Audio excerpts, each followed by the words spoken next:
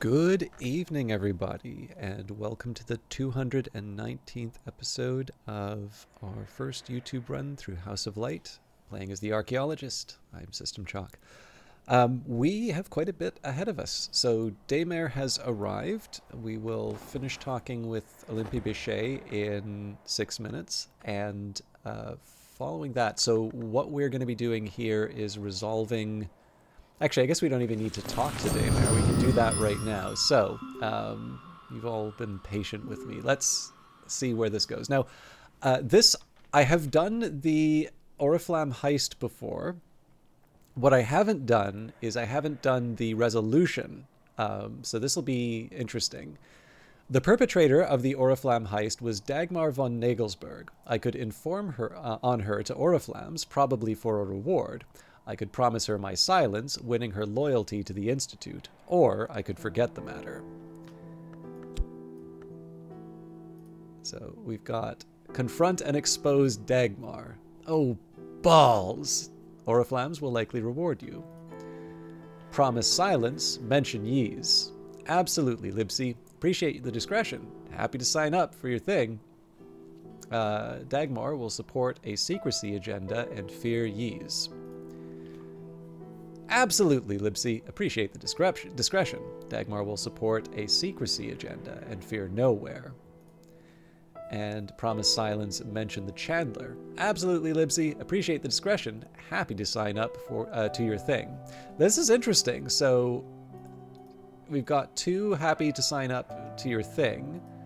This one just says appreciate the discretion. So yeah, I do like the idea of mentioning nowhere anyway. Not so sure about mentioning the Chandler. I'm actually not quite sure how I feel about the Chandler, to be honest.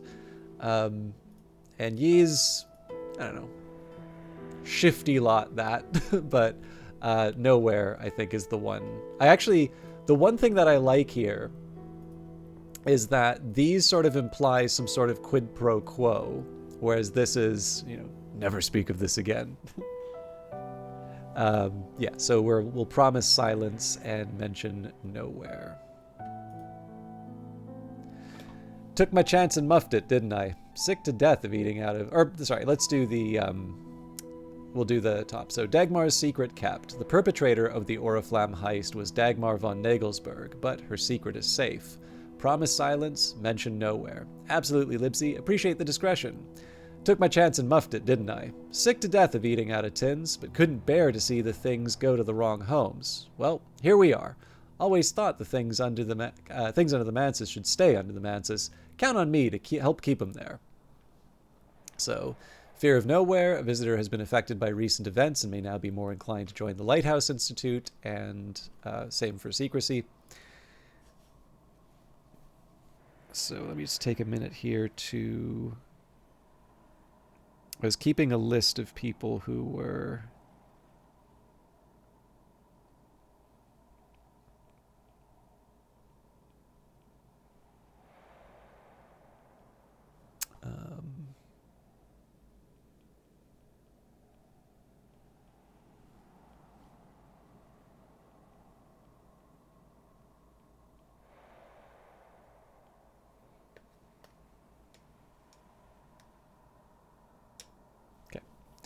So by my count, we've got 1, 2, 3, 4, 5, 6 characters who are potentially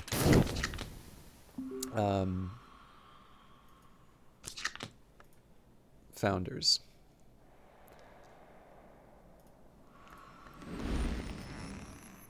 And apparently I also have an opportunity to get another Spintria, but we'll set that aside.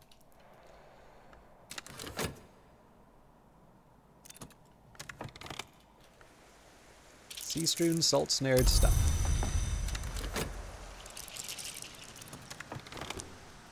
How compelling. Alright. Let's have a chat with Dagmar. Hello, dear. Only me, I'm afraid. See if we can push her knock up to 6.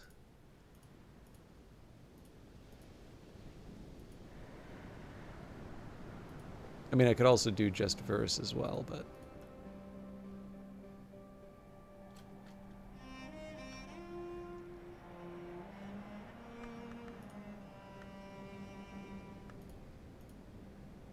Interesting.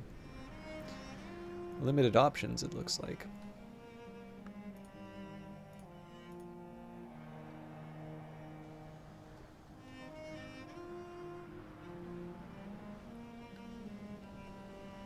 Okay, well, Gospel of Zacchaeus it is.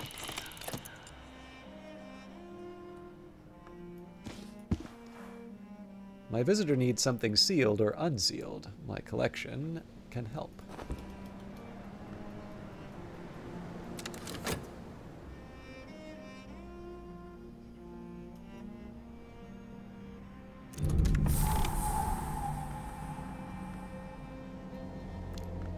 Where did the curia of the Isle come from? Across the western ocean from Noon, where the Ordo Lamea made their home? That would raise more questions than it answered, but this vault would seem to be of their making, and it would also seem to reference the oath called the Iron Chain, which binds every resident of Noon to remain hidden from the world, so that the Calyptra might not look upon us, so that the Chancel might not hear our names, so that the Hours might not devour us. So we have got three chests to open. We've got the Amaranthus Betelli, a fragment of iron alloy meteorite carefully inscribed and polished. And we have a child's treasury of golden afternoons. Once upon a time, a very bad man encoded very bad secrets into the charming illustrations of a book of charming stories. Wake the pictures and you will see. We've got some things to do.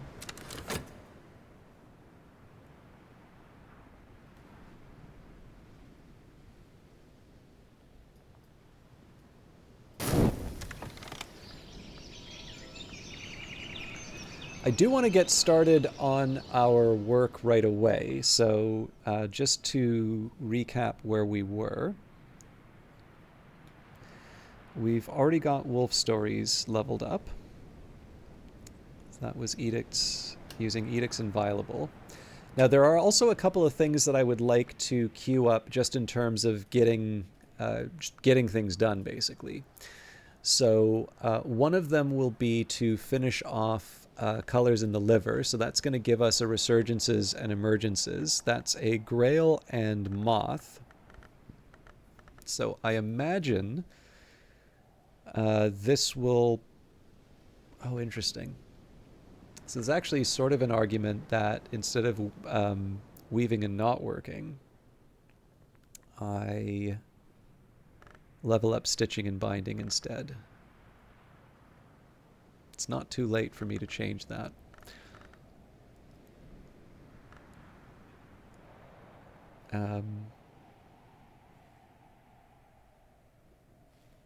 Did I really not put... Yeah, because I'm already putting something into Rights of the Roots. Okay, so we are going to change that around.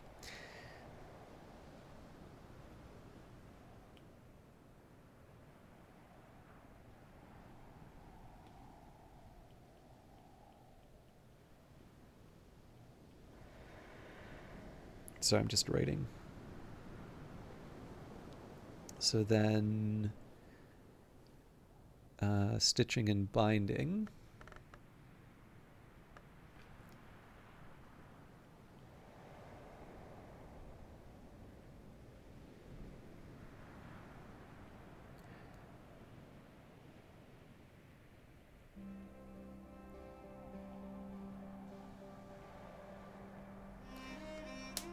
Okay. So slight change to the order, but nothing too dramatic. Let's think about the hard ones first. So Rights of the Roots, I think, is going to be a particular challenge. So for the... Well, okay, sorry. There's one thing we know we're going to do, and that's read colors in the liver. Fortunately, this is a piece of cake to read.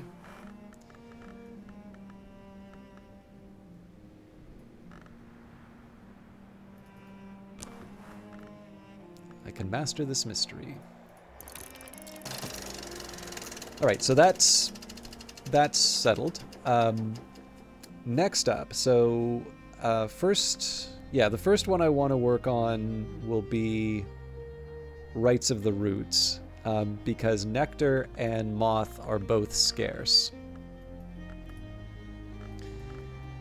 And in fact, my usual trick of a name day riddle, that's actually going to take me a little longer to make, but that's fine. I'll be able to make this work. So, priority number 1, ransack my library for nectar and moth, and then find out sort of what my limits are. So, ascite supplication, or actually, do I have an impulse? I don't think I have an impulse in these scrolls.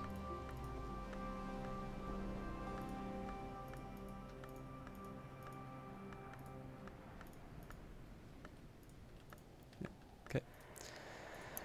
So impulse is 1.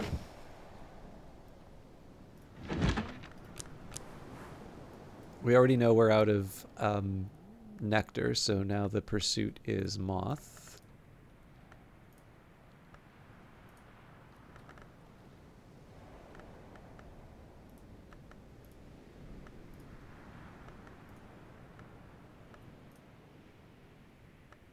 Wait, am I really this far?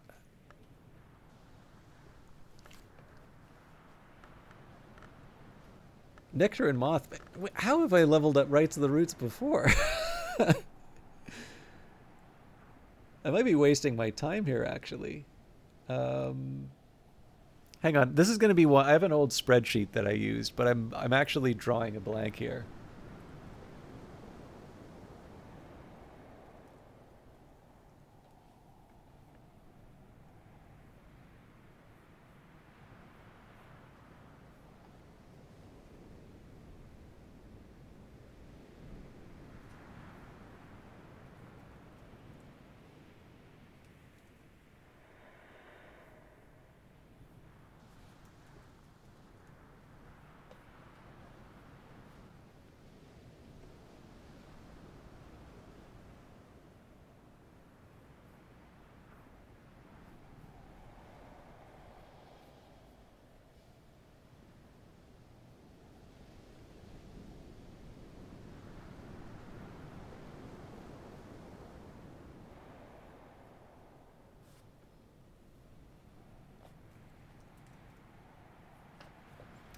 All right, so I guess so.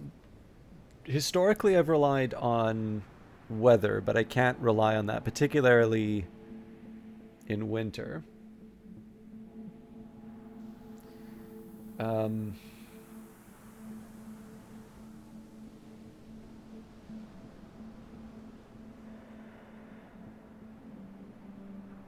so I've got the impulse for starters.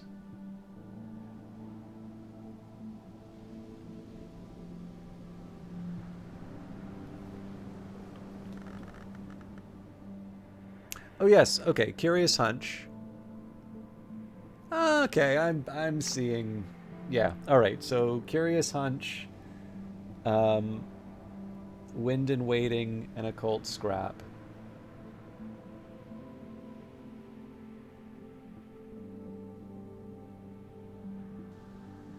I think an old moment would help us out too. All right. Well, you know what? Let's. Now's the time to draw down our. Um,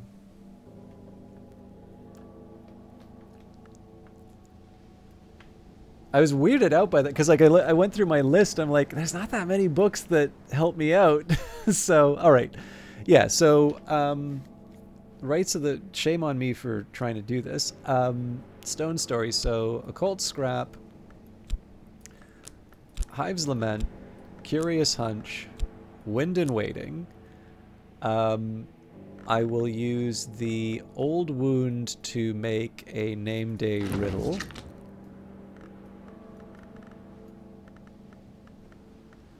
And then the impulse will take us over the edge.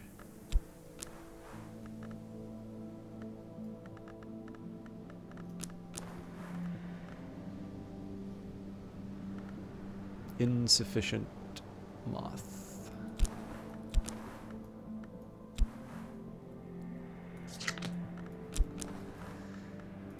Okay, conceive a mothy riddle.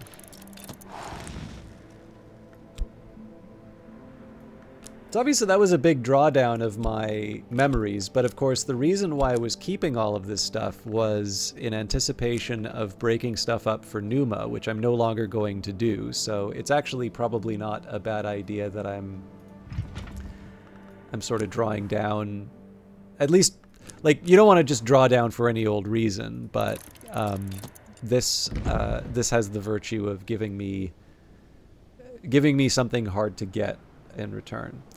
So, one of the challenges I'm going to run into here, so Rights of the Roots is more or less taken care of. One challenge is going to be the competition between Stitching and Binding and Hill and Hollow.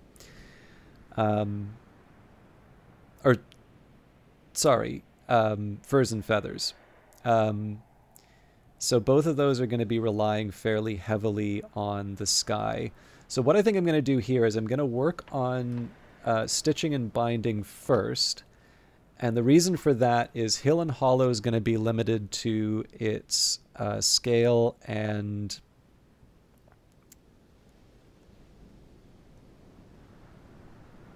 Yeah. Weaving and Not Working will work with whatever heart and moth I can manage. Hill and Hollow will worry about scale and sky. And then, of course, with Stitching and Binding, I also have the Edicts Inviolable currently available to me, so I don't need to worry about... I don't need to worry about sort of jamming up the process waiting for certain readings to finish. So one thing I'll do just to make my life a bit easier is I will take advantage of the phonographs. So Thiers's phonograph, we can read the Lake Fusino recordings. And then at the Governor's phonograph, we can listen to Opening the Sky.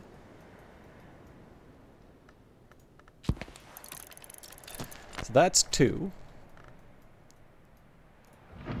For a third, we can do Unhatched Hymns.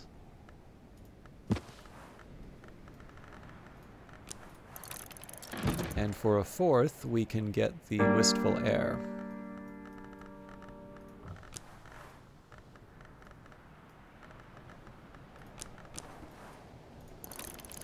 So now I just need to find 2 heart. Or alternatively, I can do more of the sky stuff. Okay,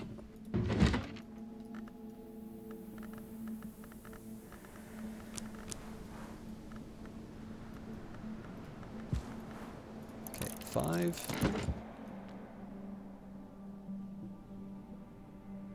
Yeah, we can do Demotu.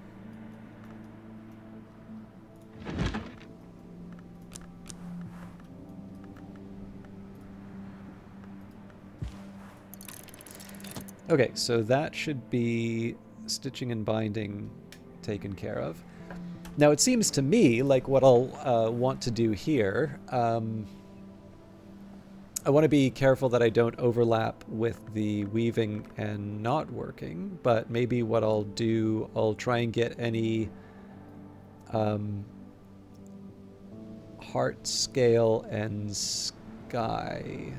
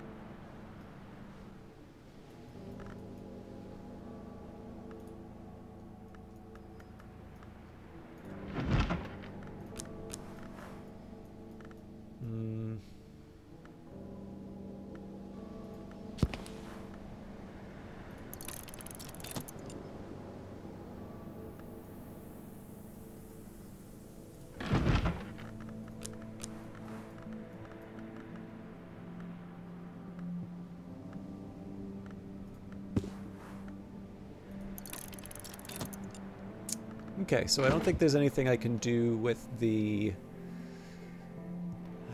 films. Well, I should be I'm watching them anyway. What I think I was doing. All right, I wasn't thinking straight. And then the consider verb's going to be used up, so there's not much I can do. We open the vault, but it's going to take me a little bit to work through these. That's fine. Again, the thing that's nice about this is, short of the, the 2 texts that I've added now, we've gotten past the point where I've read all the books, but we've actually found a place for all the lessons that I get from the books that I read, exception being whatever I buy from Oriflammes, unless they've stopped talking to me because I helped Dagmar. So at this point, we're basically just going to be... largely we're just going to be...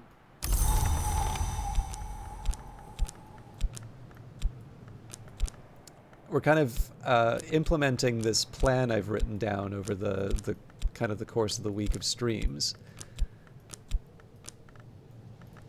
And again, it just sort of feels nice.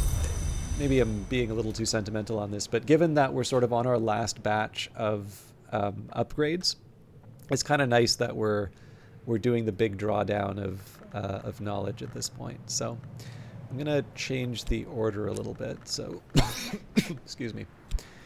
Coil and Chasm. Herbs and Infusions. I think those are all the 7s I've got.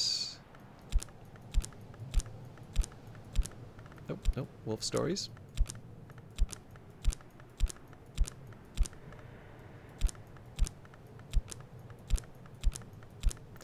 So I believe Rites of the Roots was the next one. Actually, that's not entirely true. I believe we should be... Oh, no, yep, we're ready to go. Okay, Rites of the Roots is next. Stitching and Bindings will follow.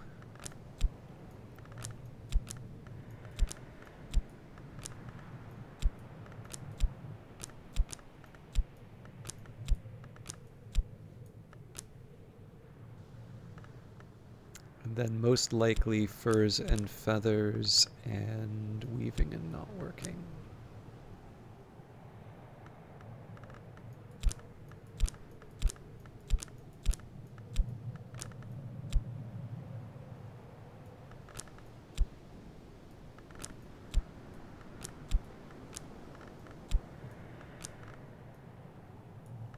Cool. Now, I should make a note here about the Inklings. These use an opportunity to gain a powerful memory or a precursor to the possible misuse of a great ink. So, if I am so inclined, I would be able to... I'd be able to use this... Sorry, I should also remember I've got a sky aspect available to me. If I'm so inclined, I can actually use this to force a new... incident. I don't quite feel a need for these yet, but I'm going to reserve the option. I may change my mind on that. So one of the drawbacks with using these is that if you have more than one going at a time, you may not get to decide what guests show up. So in the end, like, I kind of imagine, unless I have a really clear game plan, all I'm really going to wind up doing is just shifting the period I wind up waiting. And of course now I still have things that I can do in between. Whereas if I have a nice big stack of Inklings at a point where I'm quite literally just waiting for the right affairs to come in, I'll at least have sort of a reserve to draw on. So that's one of the reasons I've been hoarding these, but I'm not ruling out the possibility of using it. I just, I have other occupations. Ascite Supplications, prayers addressed to the Horned Axe by the Sisterhood of the Triple Knot. If we should pass not, let our enemies pass unto their deserved end. One prayer describes how sufficient moon aspect can be used with Tridesma Hyra with almost any egg to hatch the stone's children, the sky's daughters, the sea's sons.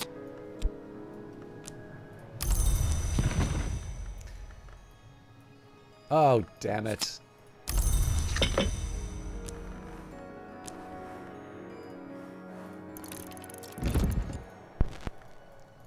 The Lake Fusino recordings of the folk dances of the Fusine marshes, the wailing of flutes, the roarings of drums, the cries like birds lost in the marshes.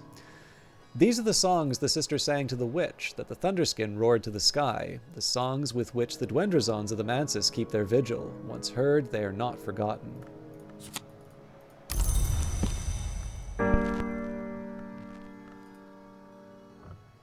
Fascinating. Oh, it's because I did the cheerful ditty. Shame on me. Exorcism for Girls, simple but forceful techniques for rousting unbefitting spirits, written in straightforward and colorful language. Blake seems uncertain at points whether the techniques are intended for use by or on girls. She clearly regards children as a nuisance. There's his advice on the shapeless wood things known as raw prophets as typically practical. Discourage them with buckets of water as close as possible to freezing, and with the smoke of dried lemongrass. Under no circumstances kiss them or receive kisses from them. 3. An effective formula is provided for laundering clothes stained with prophet slime.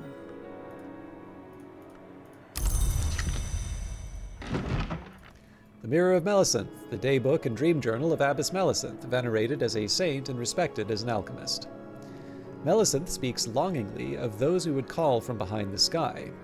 Melissenth claims that the sights and sensations arts that she describes can be used to invoke the dream of a star when sufficient sky aspect is invoked to uplift an ascendant harmony. Unhatched hymns attributed to St. Lucia the Eyeless, patron of glassworkers, and the name of the hour called Meniscate. The hymns venerate every sanctioned hour, celebrating them as the sun undivided, but also suggesting that each hour may become the next, madrigad to watchman, watchman to wolf, and so on. The hymn of the phases celebrates the Meniscate from whom we do not turn, for the truth which is beauty, the beauty which is truth, and the perfect balance between the two.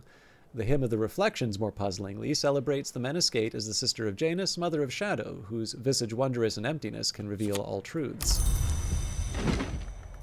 The Locksmith's Dream in Cursus, the 5th and final volume of Teresa Galmier's notorious work, which began as an examination of parallels in the mystic dreams of artisans, but became an account of her own occult journey. This volume was apparently never published, nor allegedly even written, yet here it is. The law goes all the way back to stone. The keys cannot be held or owned. This had, I believe, the unexpected consequence that those outside the law may hold and own them, but even they cannot keep them. And of course a key is no more physical than a spirit, but a spirit may be housed in a body, and I have touched a key with my own hands. So the Legions hold the keys. I thought the Legions only old and powerful transgressors of the crime of the sky, but I begin to understand that the crime of the sky is more even than it seems, and why a twin who unites what is not to be divided might accept Elysian as her name. Callicite supplications, prayers addressed to the Red Grail by the Sisterhood of the Triple Knot. If we should remember not, let our children remember in their redmost dreams. One prayer describes how sufficient grail aspect can be used with Tridesma Hira to rites to give a life, a little life, to a doll twisted from fabric. Ettery After, an anonymous erotic novel occasionally claimed to have been written by Ava de Wolf, although at least 2 duels were fought in her honor to avenge this slander. The novel graphically details Madame Ettery's various imprisonments, ravishments, and escapes in the debauched Commonwealth of Tinctures and its neighbor, the Pious Atrament. It becomes apparent that many of Ettery's lovers and pursuers, Catwink, Houndskull, Niliki, are transparent allegories for inks, and that Ettery is an embodiment of knowledge pinned to paper, to her mingled delight and dismay. The author only half commits to the metaphor, though, and is clearly as interested in titillation as revelation. De motu corporum veditorum. The author rejoices in the name of Abelard Hubris, and the title might be translated as On the Forbidden Motions of Bodies, evidently a reference to Newton's De motu corporum, published some 20 years previously. Hubris's thesis that stars, planets, and other bodies are the proxies or even the essences of the hours, and that conjunctions and occlusions reveal the outcome of our intrigues in the Mansis. Hubris declares that the great comet of 1577 was the physical embodiment of the hour named Madrigad, that it disintegrated, but its fragments gravitate to bone marrow, where they can be located even now. He insists that oronoscopic techniques can be used with essential periost and sufficient sky to create a talisman gentrifugic. And finally, Opening the Sky, an unusual recording of Varro's Opening the Sky, composed for the coronation of the new king, Henry IX. The record bears the suppression stamp expunge. The first movement is soft, autumnal. The second, unsettling, febrile. The third is bright, soaring, rapturous. The fourth movement is glassy, slithering, a tintinnabulous icicle rattle. The fifth returns to the theme of the third, bright and rapturous once again, but this is a choral movement. It becomes apparent, though, that these are much, much too pure and high to be human voices. They recall birdsong, they recall the sweep of the windswept sky, blue turning black at the edge of the higher heaven, and they wrench the heart in a direction the Bureau does not permit.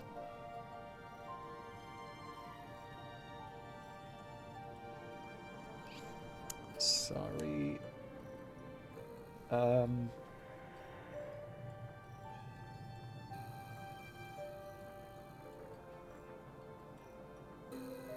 Sorry about that. I had a confusing message. I'm going to need to wrap up reasonably soon, though. So, we need to wait 1, 2, 3, 4, 5. So we need to wait on the name day riddle. That will take 30 seconds. So the other one that I was going to handle was stitching and binding. I hate that I'm rushing on this, but...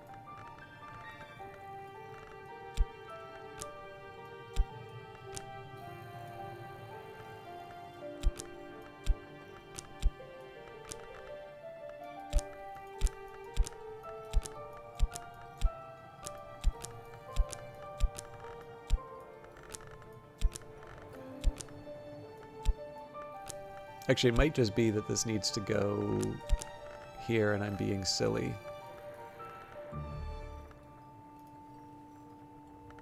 Yeah, I'll settle for that. Okay, stitching and binding.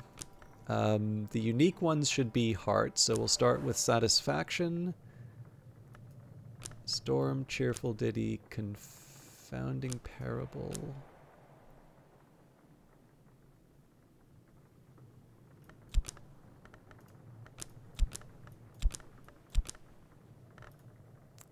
And I'm willing to wait on this one. Okay, this works for me. And then edicts inviolable. All right. I'm going to need to run really quick, but we are going to be finishing. After this is done, we'll be able to level up Rights of the Roots almost immediately afterwards. So that will be the start. And I do, again, like I said, I'm sorry for running off very quickly. I hope you have a wonderful weekend, and we'll see you in the next one. Until then, take care.